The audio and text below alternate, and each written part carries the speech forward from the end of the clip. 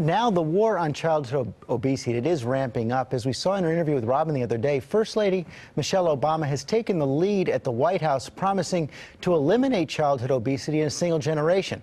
And with 30% of kids in the U.S. overweight or obese, that is an ambitious goal.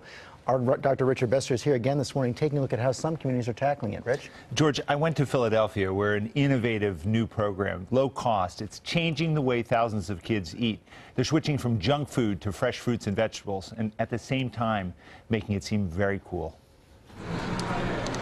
At John Welsh Elementary School, Nurse Stephanie was seeing the effects of the obesity epidemic right before her eyes.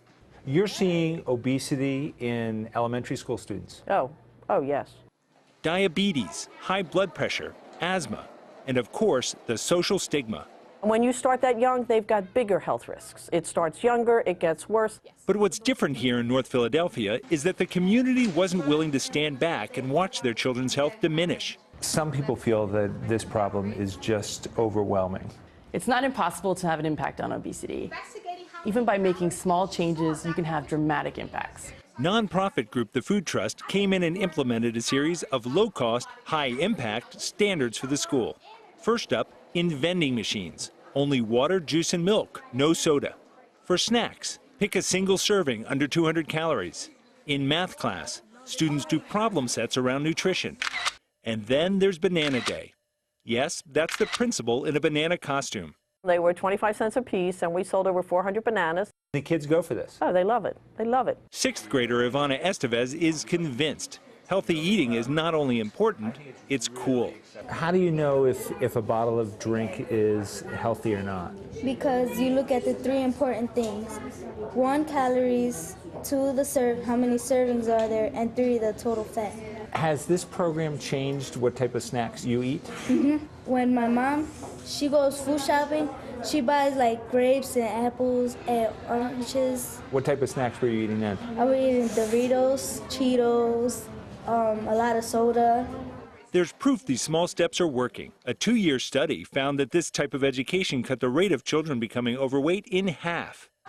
But more needs to be done, moving beyond the school and into the community. So what's next is we surveyed children as they left the store, and it turned out that for $1.07, they were purchasing 360 calories a visit. It's got to be not just in the cafeteria, but in corner stores. Now when the students go to the corner store, they are bombarded with fresh fruit choices. Watermelons, they're my favorite. Grapes, I like grapes. Pineapple is healthy and it tastes good. I have a lot less stomach aches coming in to me, a lot less headaches. Keeps them in the classroom, and that's where they need to be. In the town's most prized possession, a new supermarket. This is the best. Like, the only place we had to get food was like Rite Aid. Secretary Vilsack, we visited an inner city school in Philadelphia that is doing some very creative work around nutrition. How do you take what you learn from some of these small pilot programs and bring them to scale? Well, part of it is raising the standards. Part of it is rewarding schools that take nutrition and physical activity very seriously. But for the students here, the reward will be a long and healthy life. The federal government will be distributing $700 million to grants to communities just like this one. But even that may not be enough. At John Welsh Elementary School, George, where this program is taking place, budget cuts force them to get rid of their gym teacher. Well, that's part of the problem, because nutrition is only half of the equation. Exercise is the other. And when you've got so many school districts cutting back on the exercise, what can parents do? Well, you can't assume your child's getting enough physical activity at school. So you have to look to see, are there any after-school programs in your community?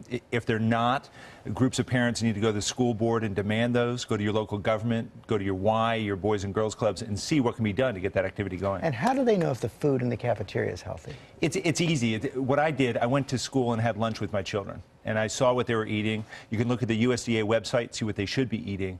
A survey by USDA showed that only 25% of schools are serving food that meets their standards for nutritious food. Only that? Wow. Okay, Rich Besser, thanks very much.